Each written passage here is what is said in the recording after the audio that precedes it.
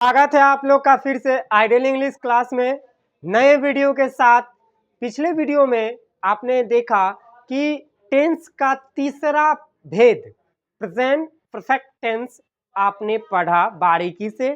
आज हम पढ़ने जा रहे हैं, वहीं से कंटिन्यू करने जा रहे हैं, अर्थात अगला जो भेद है वो है आपका प्रेजेंट परफेक्ट कंटिन्यूअस टेंस, अर्थात पूर्ण अपूर्ण वर्तमान काल।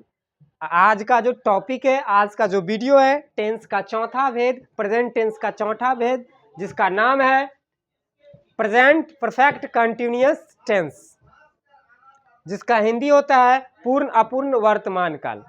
तो आइए एक एक करके बारीकी से प्रेजेंट परफेक्ट कंटिन्यूअस टेंस को बारीकी से समझते हैं। प्रेजेंट परफेक्ट कंटिन्यूअस टेंस होता क्या है, इसका प्रयोग क्या होता है, इसको कैसे डील किया जाता है, कैसे बनाया जाता है, कैसे प्रेजेंट परफेक्ट कंटिन्यूअस टेंस के आधार पर जो वाक्य होते हैं उसको अनुवाद कैसे किया जाता है, इसका पहचान क्या है, स्ट्रक्चर क्या है और एग्जाम्पल क्या क्या है। तो आइए एक एक करके हम बारीकी से आप लोग के बीच रखते हैं टॉपिक्स को बहुत ही आसान भाषा में। तो इस चैनल को सब्सक्राइब जरूर करें ताकि नया नया वीडियो आपको सबसे पहले आपको पहुंचे, आपके पास पहुंचे। तो आइए स्टार्ट करते हैं। प्रेजेंट परफेक्ट कंटिन्यूअस टेंस, पूर्ण अपूर्ण वर्तमान काल। प्रेजेंट परफेक्ट कंटिन्यूअस टेंस का हिंदी होता है पूर्ण अपूर्ण वर्तमान काल। बिल्कुल शांति से देखें इस वीडियो को, आपको एक एक करके आपको बताया जाएगा कि प्रेजेंट परफेक्ट कंटिन्यूअस टेंस का उपयोग क्या होता है, उदाहरण क्या है, स्ट्रक्चर क्या है। आइए, प्रेजेंट परफेक्ट टेंस का जो पहचान होता है, हिंदी वाक्य के अंत में ता आ रहा है, ते आ रहे हैं, ती आ रही हैं जैसा शब्द लगा रहता है। जैसे देखिए, हिंदी वाक्य के अंत में ता आ रहा है, ती आ रही है, ते आ रहे हैं जैसा शब्द लगा रहता है। अर्थात ऐसे समझे कि दुनिया के कोई भी वाक्य हो, दुनिया का कोई भी वाक्य हो जिसके अंत में ता आ रहा है, ते आ रहे हैं, ती आ रही है जैसा शब्द लगा रहेगा, तो समझ जाइएगा कि यह प्रेजेंट परफेक्ट कंटिन्यूअस टेंस का वाक्य है। आप लोग को समझ में आ गया होगा प्रेजेंट परफेक्ट कंटिन्यूअस टेंस का पहचान क्या होता है, इन वाक्यों का पहचान क्या होता है, कैसे समझेंगे कि यह प्रेजेंट परफेक्ट कंटिन्यूअस टेंस है। समझे? तो हिंदी वाक्य के अंत में ता आ रहा है, ते आ रहे हैं, ती आ रही है जैसा शब्द लगा रहता है। यह वीडियो प्रेजेंट टेंस का चौथा भेद का वीडियो है, प्रेजेंट परफेक्ट कंटिन्यूअस टेंस। जिस तरह से हर टेंस में हेल्पिंग वर्ब होता है, ठीक उसी तरह से प्रेजेंट परफेक्ट कंटिन्यूअस टेंस में भी हेल्पिंग वर्ब होता है। प्रेजेंट परफेक्ट कंटिन्यूअस टेंस का हेल्पिंग वर्ब क्रमशः दो होते हैं, पहला है हैज बीन और दूसरा है हैव बीन। थोड़ा ध्यान से देखिएगा, हैज में बीन जुड़ा हुआ है और हैव में बीन जुड़ा है, तो आप धड़फड़ाइएगा नहीं, कंफ्यूज नहीं होइए, एकदम चुटकी में हल करेंगे एक चीज को। हैज और हैव का प्रयोग कौन कौन करता और कौन कौन सब्जेक्ट के साथ किया जाता है, वो आपने पिछले वीडियो में प्रेजेंट परफेक्ट टेंस वाले में आपने देखा था कि हैज का प्रयोग कौन कौन करता और कौन कौन सब्जेक्ट के साथ किया जाता है, वो मैंने आपको बताया था। फिर भी मैं डिटेल में नहीं बल्कि शॉर्टकट में बता दूं थोड़ा। ही, सी, इट किसी एक नाम, मतलब he, she, it, this, that, Ram, Sita, Mohan, Sohan, Rohan, book, table, cow, dog etcetera. दुनिया का जितना भी चीज है सबके साथ हैज का प्रयोग होगा, लेकिन वो केवल एक होगा तब, सिंगुलर होगा तब। अगर एक से अधिक होगा तो हैव का प्रयोग हो जाएगा। हैव का प्रयोग I, we, you, they, those, these, Ram and Shyam, एक से अधिक हो गया, एंड से जुड़ गया, दो करता तो एक से अधिक हो गया, प्लूरल हो गया। सीता एंड गीता, बुक्स मतलब किताबें, काउज गाये, बॉयज लड़के, गर्ल्स लड़कियां, टेबल्स एक से अधिक हो गया, वोमेन औरतें एक से अधिक, फैंस एक से अधिक, इसलिए इसके साथ हैव का प्रयोग। किसी एक के साथ हैज का प्रयोग और एक से अधिक के साथ हैव का प्रयोग किया जाएगा। लेकिन आई भी एक सिंगुलर नंबर करता है, फिर भी इसके साथ हैव का प्रयोग किया जाएगा, क्योंकि आई को एक्सेप्शनल सब्जेक्ट माना जाता है वाक्य के तौर पर ग्रामर के अंतर्गत। समझे? तो आइए देखते हैं एक एक करके। तो हैज में जो बिन जुड़ा है और हैव में जो बिन जुड़ा है, पॉजिटिव स्ट्रक्चर में सेम एक ही साथ प्रयोग होगा, निगेटिव क्रम से बिन का प्रयोग नॉट के बाद होना चालू हो जाएगा। अब positive, negative, interrogative, double interrogative structure क्या होता है, इसके लिए आप सेंटेंस का पहला पार्ट देखें, आपको चैनल पर मिल जाएगा। सेंटेंस का पहला पार्ट, सेंटेंस का फुल वीडियो आपको आपके बीच रख दिया गया है, तो आप जाके चेकआउट करें। तो आइए देखते हैं हैज़ बीन और have been present perfect continuous tense को बारीकी से। आपने देखा कि प्रेजेंट परफेक्ट कंटिन्यूअस टेंस के अंतर्गत हैज़ बीन और हैव बीन को हेल्पिंग वर्ब के तौर पर रखा गया है। और याद रखिएगा, इस टेंस में सभी कर्ताओं के साथ और सभी वाक्य में वर्ब का चौथा रूप आईएनजी फॉर्म लगेगा, V4, वर्ब का चौथा रूप V4 कहते हैं उसको। ठीक है, तो आइए आगे बढ़ते हैं। अब बात आती है प्रेजेंट परफेक्ट कंटिन्यूअस टेंस के अंतर्गत समयवाचक शब्द क्या होता है, सिंस फोर क्या होता है, इसका प्रयोग कैसे किया जाएगा, किसके साथ किया जाएगा, किस स्थिति में किया जाएगा, इन सब चीजों को हम बारीकी से समझते हैं। सबसे पहले समझिए, प्रेजेंट परफेक्ट कंटिन्यूअस टेंस के अंतर्गत समय को रखा गया है, समय सूचक शब्द को रखा गया है। तो समय को प्रेजेंट परफेक्ट कंटिन्यूअस टेंस के अंतर्गत दो भागों में बांटा गया है। ऐसे समझिए, समय या नहीं तो समय सूचक शब्द को दो भागों में बांटा गया है, दो फॉर्म में बांट करके उपयोग किया जाता है। पहला है निश्चित समय सूचक शब्द या निश्चित समय। निश्चित समय को कहा जाता है पॉइंट ऑफ टाइम, इंग्लिश में क्या कहा जाता है, पॉइंट ऑफ टाइम। क्या कहा जाता है, आप यहाँ पे देख सकते हैं, निश्चित समय को पॉइंट ऑफ टाइम कहते हैं और अनिश्चित समय को पीरियड ऑफ टाइम कहते हैं। अर्थात आपने समझा कि प्रेजेंट परफेक्ट कंटिन्यूअस टेंस के अंतर्गत समय सूचक शब्द और समय को दो भागों में बांट के रखा गया है, दो भागों में विभक्त किया गया है। पहला है निश्चित समय जिसको पॉइंट ऑफ टाइम कहते हैं इंग्लिश में, और दूसरा है अनिश्चित समय या अनिश्चित समय सूचक शब्द पीरियड ऑफ टाइम कहते हैं। समझे? तो पीरियड ऑफ टाइम के लिए और पॉइंट ऑफ टाइम के लिए दो शब्द निर्धारित है। निश्चित समय सूचक शब्द के लिए सिंस का प्रयोग किया जाता है और अनिश्चित समय सूचक शब्द के लिए FOR4 का प्रयोग किया जाता है। तो आइए बारीकी से समझते हैं सिंस का प्रयोग कब किया जाएगा और फोर का प्रयोग कब किया जाएगा और कब नहीं किया जाएगा, ये भी देखेंगे बारीकी से। तो आइए देखते हैं। जब किसी वाक्य में जनवरी से मार्च से कोई भी महीना का नाम हो, ये नहीं कि जनवरी लिखे तो सिर्फ जनवरी, पूरा महीना 12 का 12 महीना, सुबह से शाम से रात से 10 बजे से 6 बजे से 7 बजे से कोई भी कितना भी टाइम हो, 10 बजे से 2 बजे से 1 बजे से, समझे? बचपन से बचपन का इंग्लिश होता है चाइल्डहुड। जन्म से बर्थ, जन्म से के लिए बर्थ का प्रयोग करिएगा। ये जो जितने भी शब्द आप देख रहे हैं बोर्ड पर, ये सब निश्चित समय सूचक शब्द है और ये सब जिस सेंटेंस में लगा रहेगा तो आराम से आंख बंद करके सिंस का प्रयोग कर दीजिए। इन सभी शब्दों को निश्चित समय सूचक शब्द कहते हैं, मतलब the word of point of time.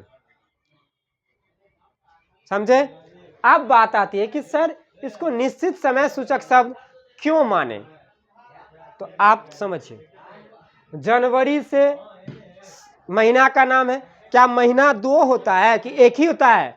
अलग बात है कि हर साल रिपीट होता है, हर साल हर महीना आता है, लेकिन है तो एक ही, इसलिए इसे निश्चित माना जाएगा। ठीक उसी तरह से कोई सप्ताह का नाम मंडे से, संडे से, ट्यूसडे से, फ्राइडे से, थर्सडे से, सैटरडे से, तो सप्ताह का नाम एक ही है। अलग बात है कि हर सप्ताह रिपीट होता है सप्ताह का नाम, समझे? इसीलिए इसे निश्चित समय सूचक शब्द माना जाएगा। समझा? अगला है फोर का प्रयोग। जब किसी वाक्य में ये सब लगा रहेगा, ये सब लगा रहेगा, ये जो आप देख रहे हैं लिखा हुआ, ये सब लगा रहेगा, तो आप समझिएगा ये सब क्या है, पीरियड ऑफ टाइम, अनिश्चित समय सूचक शब्द। और अनिश्चित समय सूचक शब्दों के लिए आप FOR4 का प्रयोग करेंगे। जिस तरह से निश्चित समय सूचक शब्द के लिए सिंस का प्रयोग किए, ठीक उसी तरह से अनिश्चित समय सूचक शब्दों के लिए आप FOR4 का प्रयोग करेंगे। तो देखिए जब वाक्य में 5 महीनों से, 10 महीनों से, 3 महीनों से, 4 महीनों से, 3 महीने, 1 महीनों से, 4 दिनों से, 5 दिनों से, 6 दिनों से, 1 दिनों से, 5 दिनों से, कुछ कोई कितना भी दिन से, 6 मिनटों से, 10 मिनटों से, 7 मिनटों से, 1 मिनटों से, 3 मिनटों से, 10 सेकंड से, 3 सप्ताह से, 5 घंटों से, 10 घंटों से, 4 घंटों से, ये सब अगर लगा रहेगा तो आंख बंद करके आप FOR4 का प्रयोग करेंगे। याद रखिएगा, ध्यान रखिएगा। अगर ये सब लगा रहेगा वाक्य में कोई भी इनमें से एक, तब सिंस का प्रयोग, और इन सब में से कोई एक लगा रहेगा अनिश्चित समय सूचक शब्द, तो FOR4 का प्रयोग आप करेंगे। समझे? अब आइए बात आती है कि अगर ये सब नहीं लगा रहेगा तो फिर क्या होगा? अरे भाई नहीं लगा रहेगा तो यूज नहीं करेंगे, छोड़ देंगे, आगे बढ़ेंगे। समझे? जब ये सब वाक्य में लगा रहेगा तब सिंस और फोर का प्रयोग करेंगे, वरना नहीं करेंगे, आगे बढ़ेंगे, आगे का जीवन देखेंगे, अगला सेंटेंस को बनाएंगे। आपने देखा सिंस और फोर का प्रयोग, सिंस और फोर का प्रयोग कैसे किया जाता है और कब किया जाता है, कौन कौन शब्दों के साथ सिंस का प्रयोग और फोर का प्रयोग किया जाता है। अब हम देखेंगे अगला क्रम, इसका स्ट्रक्चर क्या होता है और इसका एग्जाम्पल क्या होता है, एक एक करके हम देखेंगे। समझे? एक एक करके हम देखेंगे। चलिए आइए देखते हैं प्रेजेंट परफेक्ट कंटिन्यूअस टेंस का स्ट्रक्चर कैसे बनाया जाता है और इसका एग्जाम्पल क्या क्या होता है और कैसे ट्रांसलेशन बनाए जाते हैं, बारीकी से समझेंगे। आइए देखते हैं। आप तो सब वीडियो में आपने देखा कि स्ट्रक्चर क्रमशः 4 प्रकार के बनाए जाते हैं। पहला होता है पॉजिटिव, जिसको सकारात्मक स्ट्रक्चर कहा जाता है। दूसरा होता है निगेटिव, तीसरा होता है इंटेरोगेटिव, चौथा होता है डबल इंटेरोगेटिव। पॉजिटिव का हिंदी होता है सकारात्मक, निगेटिव का हिंदी होता है नकारात्मक। पॉजिटिव का हिंदी होता है सकारात्मक, निगेटिव का हिंदी होता है नकारात्मक, और इंटेरोगेटिव का हिंदी होता है प्रश्नवाचक, और डबल इंटेरोगेटिव का हिंदी होता है दोहरा प्रश्नवाचक। इंटेरोगेटिव का हिंदी होता है प्रश्नवाचक और डबल इंटेरोगेटिव का हिंदी होता है दोहरा प्रश्नवाचक। तो आइए देखते हैं स्ट्रक्चर कैसे बनाया जाता है और स्ट्रक्चर के साथ साथ हम वाक्य को भी अनुवाद करेंगे एक एक करके। तो देखिए सबसे पहले हैज बीन और हैव बीन हेल्पिंग वर्ब है प्रेजेंट परफेक्ट कंटिन्यूअस टेंस का। क्या है? हैज बीन और हैव बीन, और साथ में हम प्रयोग करेंगे V4 का, ING फॉर्म वर्ब का। तो देखिए सबसे पहले पॉजिटिव स्ट्रक्चर में सब्जेक्ट लेंगे, साथ में हैज बीन और हैव बीन, हैज या हैज बीन और या हैव, जिसके साथ हैज लगेगा हैज लगाएंगे, जिसके साथ हैव लगेगा हैव लगेगा। बिन सभी के साथ प्रयोग होगा, पॉजिटिव क्रम में एक ही साथ प्रयोग होगा, हैज हेल्पिंग वर्ब के साथ प्रयोग होगा। नेगेटिव क्रम से नॉट के बाद लगना चालू हो जाता है, यह नियम है, क्योंकि नियम है कि हेल्पिंग वर्ब मूल हेल्पिंग वर्ब के साथ अगर कुछ अलग से लगा है या एक लगा हो या 2 3 4 कुछ भी, तो पॉजिटिव क्रम में जो का त्यों प्रयोग होगा और नेगेटिव क्रम से अलग हो जाता है, सेपरेट हो जाता है। तो सबसे पहले सब्जेक्ट प्लस हैज बीन या हैव बीन प्लस वर्ब का चौथा रो V4 plus object plus since या फोर, जहां पे जरूरत पड़ेगा समय सूचक शब्द के अनुसार सिंस का प्रयोग करेंगे, जहां जरूरत पड़ेगा फोर का तो समय सूचक शब्द के आधार पर हम फोर का प्रयोग करेंगे, प्लस टाइम। आप बोलोगे सर ये टाइम क्या होता है? टाइम मतलब नहीं समझे? देखिए इधर ये सब जितना है समय सूचक शब्द है उसी को ना टाइम कहा जाएगा। यहाँ पे जो लगा रहेगा उसके अनुसार ना सिंस और फोर का प्रयोग करेंगे, हैं उसी के अनुसार ना करेंगे। देखिए ये जो यहाँ पे लगा इन सब में से उसी के अनुसार सिंस और फोर का प्रयोग करेंगे। क्लियर है? अब देखिए निगेटिव स्ट्रक्चर सब्जेक्ट प्लस, अब देखिए हैज या हैव, हैज या हैव, जिसके साथ हैज लगेगा हैज लगाएंगे, जिसके साथ हैव लगेगा हैव लगाएंगे, जिसके साथ जो लगेगा हम कर्ता के अनुसार हम लगाएंगे। तो देख रहे हैं यहाँ पे सब्जेक्ट प्लस हैज या हैव प्लस नॉट, क्योंकि निगेटिव सेंटेंस ना है, निगेटिव स्ट्रक्चर है, इसलिए नॉट का प्रयोग हम करेंगे। एक एक करके समझिए, एकदम दमदार वीडियो होने वाला है। सब्जेक्ट प्लस हैज या have plus not plus been. आपको मैंने बताया है कि अगर मूल हेल्पिंग वर्ब के साथ अगर कुछ लगा रहेगा तो पॉजिटिव क्रम में साथ में प्रयोग होगा हेल्पिंग वर्ब के साथ ही, और निगेटिव क्रम में नॉट के बाद प्रयोग होगा।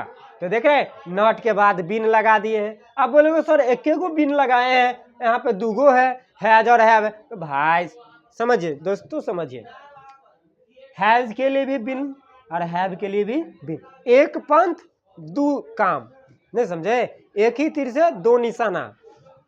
Plus V4 plus object, clear है? अब समझिए प्लस सिंस या फोर, आगे टाइम, टाइम मतलब समझ आए थे अभी, ये सब में से जो रहेगा वो रहेगा यहाँ पर, और उसके अनुसार हम सिंस और फोर का प्रयोग करेंगे। आइए अब देखते हैं इंटेरोगेटिव स्ट्रक्चर। क्या देखेंगे? Interrogative structure. क्या करेंगे? Interrogative structure. आइए देखते हैं इंटेरोगेटिव स्ट्रक्चर। इंटेरोगेटिव स्ट्रक्चर में आपको पता ही है, आप बिल्कुल पारंगत है, बादशाह है आप बहुत बड़ा बादशाह इंटेरोगेटिव स्ट्रक्चर बनाने में। इंटेरोगेटिव स्ट्रक्चर बनाने के लिए सबसे पहले आपको पता ही है कि हेल्पिंग वर्ब को क्या करना पड़ता है, शुरू में प्रयोग करना पड़ता है। स्ट्रक्चर में क्या करना पड़ता है? शुरू में प्रयोग करना पड़ता है। तो हेल्पिंग वर्ब को हम पहले ले लेंगे हैज या have plus subject plus not optional. Not किस लिए ऑप्शनल लेते हैं?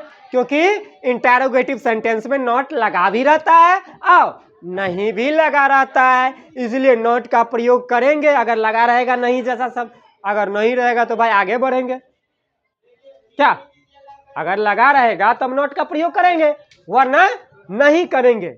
क्या करेंगे? वरना नहीं करेंगे। तो इंटेरोगेटिव स्ट्रक्चर में क्या किया जाता है? सबसे पहले हेल्पिंग वर्ब को पहले लिया जाता है, जो हेल्पिंग वर्ब होता है। तो यहाँ पे हेल्पिंग वर्ब क्या है? हैज या have plus subject plus not optional plus been plus V4 plus object. क्या है? Plus V4 plus object plus since या फोर। क्या होगा? सिंस या फोर प्लस टाइम। टाइम क्या होता है? ये सब लगा रहेगा, उसी के अनुसार ना सिंस और फोर का प्रयोग करेंगे हम। क्या गलत कर रहे हैं? आपको तो इतना है, क्या समझे? तो आइए देखते हैं अगला। तो इंटेरोगेटिव स्ट्रक्चर आपने देखा, निगेटिव स्ट्रक्चर आपने देखा, पॉजिटिव स्ट्रक्चर आपने देखा, एक एक करके बारीकी से। अब देखेंगे डबल इंटेरोगेटिव स्ट्रक्चर। क्या देखेंगे? डबल इंटेरोगेटिव स्ट्रक्चर, जिसको हिंदी में कहते हैं दोहरा प्रश्नवाचक हो। क्या? तो आइए देखते हैं। तो डबल इंटेरोगेटिव स्ट्रक्चर में क्या होता है? क्वेश्चन वर्ड को पहले लिया जाता है। क्या होता है? क्वेश्चन वर्ड को पहले लिया जाता है। अब बात आती है क्वेश्चन वर्ड होता क्या है?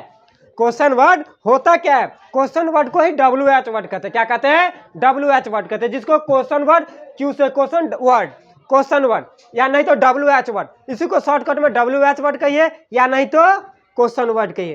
पापा को आप डैड कहिए या भाई का पापा कहिए, बात एक ही है, समझे? देखिए क्वेश्चन वर्ड पहले लेंगे डबल इंटरोगेटिव स्ट्रक्चर में, या WH वर्ड प्लस हैज या have helping verb plus subject plus not optional plus been plus V4 plus object plus since या फोर प्लस टाइम।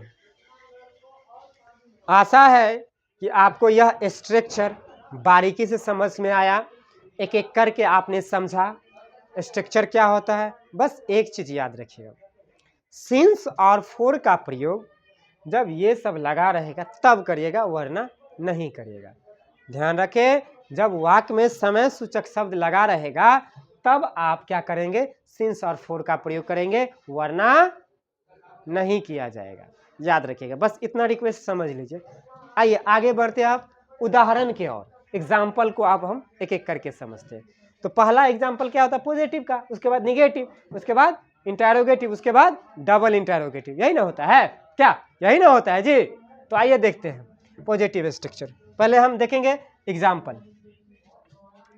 सबसे पहले क्या है? आप नाचते आ रहे हैं। अब देखिए एक चीज, देखिए मिल गया, देखिए इसमें नया सब क्या कहते हैं, समय सूचक शब्द है नहीं ना है, तो इसलिए यहाँ पे सिंस और फोर का प्रयोग नहीं किया जाएगा, इसलिए यहाँ पे सिंस और फोर का प्रयोग नहीं किया जाएगा। क्या मैंने गलत कहा था? कुछ देर पहले सही कहा था, जिसमें समय सूचक शब्द रहेगा तब हम सिंस फोर का प्रयोग करेंगे, वरना नहीं करेंगे। तो आप देख रहे हैं पहला जो वाक्य है, पहला जो सेंटेंस है आपका, उसमें क्या नहीं है? समय सूचक शब्द नहीं है। तो आइए देखते हैं एक एक करके।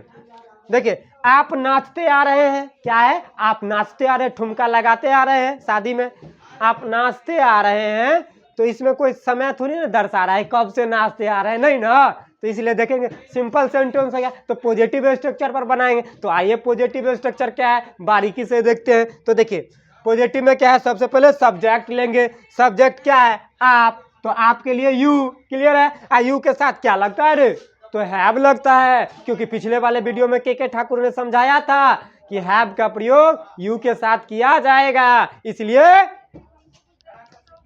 हैव का प्रयोग किया जाएगा। अब क्या है बुआ? तो हैव बीन, बिनो बिनो लगेगा, तो हाँ लगेगा, तो बिन लगा दिए, हैव बीन। आगे क्या है? V4 है, तो क्या है? नाचना, तो नाचना का V4 क्या होगा?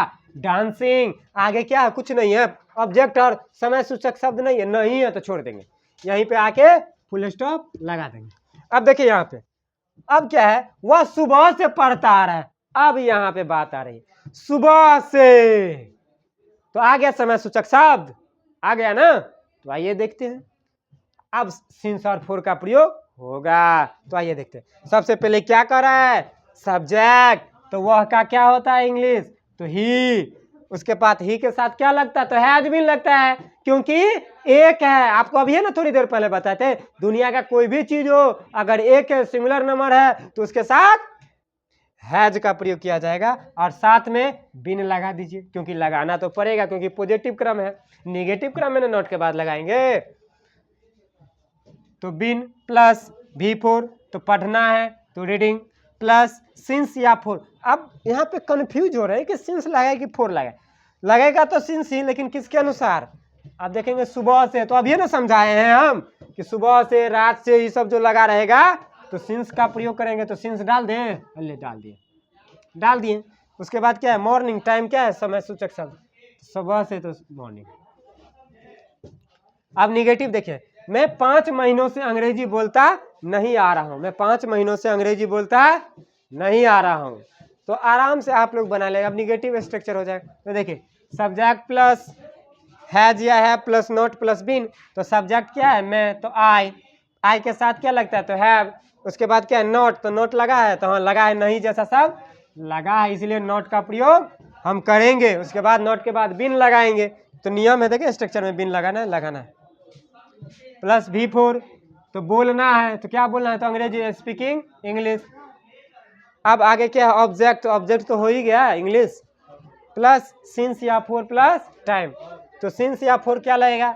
अब यहाँ पे फोर लगेगा, क्योंकि 5 महीनों से, तो अनिश्चित समय सूचक शब्द हो गया ना, देख रहे हैं यहाँ पे, इसलिए 4 5 मंथ्स। इसलिए आपने देखा कि निगेटिव वाक्य कैसे बनाया जाता है। अब आगे देखते हैं इंटेरोगेटिव स्ट्रक्चर। इंटेरोगेटिव, क्या इंटेरोगेटिव वाक्य कैसा होता है? क्योंकि शुरू में क्या लग जाता है? क्या। तो आइए देखते हैं, क्या सीता जनवरी से खाना खाती आ रही है? तो इंटेरोगेटिव स्ट्रक्चर में क्या होता है? हेल्पिंग वर्ब पहले आ जाता है। इसमें सब्जेक्ट कथी है? तो सीता, तो सीता के अनुसार न लगाएंगे हेल्पिंग वर्ब है, तो सीता एगो है, तो एक साथ हैज। तो देखिए हैज है ना, इंटेरोगेटिव स्ट्रक्चर में क्या होता है? हेल्पिंग वर्ब को पहले लिया जाता है, तो हेल्पिंग वर्ब को पहले लेंगे, कर्ता के अनुसार, कर्ता सीता है, तो इसलिए हैज सीता। बिन सब्जेक्ट तो दे दिए सीता, प्लस नॉट, नॉट तो है नहीं इसलिए नहीं लगाएंगे, आगे बढ़ेंगे तो बिन, बिन प्लस V4, तो खाना खा रहे हैं, तो ईटिंग, क्या खा रहे हैं? तो भोजन, खाना, तो फूड, प्लस सिंस या फोर, तो क्या है? जनवरी से है, तो निश्चित समय सूचक शब्द हो गया, इसलिए सिंस जनवरी, प्रश्नवाचक का चिन्ह, इंटेरोगेशन मार्क, देख रहे हैं जनवरी से।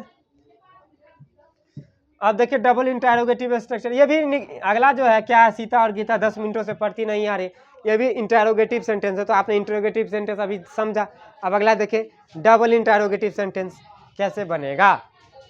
वे लोग बचपन से क्यों बोलते आ रहे हैं, वे लोग बचपन से क्यों बोलते आ रहे हैं, वे लोग बचपन से क्यों बोलते आ रहे हैं, वे लोग बचपन से क्यों बोलते आ रहे हैं। तो देखिए, तो सबसे पहले डबल इंटरोगेटिव स्ट्रक्चर है, तो डबल इंटरोगेटिव वाक्य है, तो इसके लिए पहले क्वेश्चन वर्ड लेंगे। तो क्वेश्चन वर्ड क्या है, वाई, क्यों है, तो क्यों का इंग्लिश क्या होता है, वाई, वाई दे दिए। उसके बाद क्या है, हेल्पिंग वर्ब, कर्ता के अनुसार लगेगा। तो वे लोग है, करता है, तो वे लोग का दे होता है, दे तो एक से अधिक होता है, इसलिए इसके साथ हैव लगेगा। तो have plus they plus been plus not, not तो है ही नहीं है इसमें, तो कैसे लगाएंगे, नहीं नॉट है ही नहीं तो क्यों लगाएंगे। तो आगे बढ़ेंगे, प्लस बीन प्लस V4, तो बोलना है तो स्पीकिंग, प्लस सिंस ऑब्जेक्ट, तो ऑब्जेक्ट है ही नहीं इसमें तो क्या लगाएंगे आप, नहीं है ऑब्जेक्ट, इस सेंटेंस में ऑब्जेक्ट नहीं है, इसलिए ऑब्जेक्ट होगा ही नहीं। प्लस सिंस या फोर, तो सिंस या फोर वैसे ही कर दीजिएगा। समय सूचक शब्द कौन सा है उसके अनुसार ना, तो बचपन से, तो बचपन से के लिए क्या प्रयोग किया जाता है, चाइल्डहुड। तो सिंस अनिश्चित है, निश्चित, निश्चित है तो सिंस का, तो सिंस चाइल्डहुड, समझे। अब देखिए, राम 7 दिनों से पढ़ते कैसे नहीं आ रहे हैं, तो हाउ हैज राम, एगो है तो इसलिए हैज का प्रयोग, प्लस नॉट लगा है तो नॉट बीन प्लस V4, तो रीडिंग।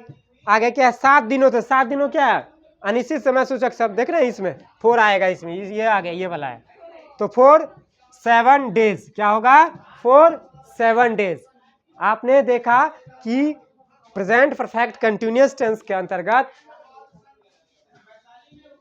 किस तरह से सेंटेंस को अनुवाद किया जाता है इंग्लिश में। प्रेजेंट परफेक्ट कंटिन्यूअस टेंस का पहचान क्या होता है, प्रेजेंट परफेक्ट कंटिन्यूअस टेंस का हेल्पिंग वर्ब क्या होता है, और सिंस फोर क्या होता है, इसका प्रयोग किसके साथ कैसे किया जाएगा बारीकी से, और सिंस फोर का प्रयोग कब नहीं किया जाएगा और कब किया जाएगा उसको आपने देखा। और इस टेंस के अंतर्गत समय सूचक शब्द को कितने भागों में बांटा गया है और सिंस का प्रयोग कैसे किया जाएगा वो आपने देखा। पॉइंट ऑफ टाइम क्या होता है और पीरियड ऑफ टाइम क्या होता है, आपने बारीकी से समझा। आशा है कि यह वीडियो या के ठाकुर का क्लास आपको बहुत बढ़िया से समझ में आया होगा। मिलते हैं अगले क्लास में नए जोश और एनर्जी के साथ, तब तक के लिए थैंक यू।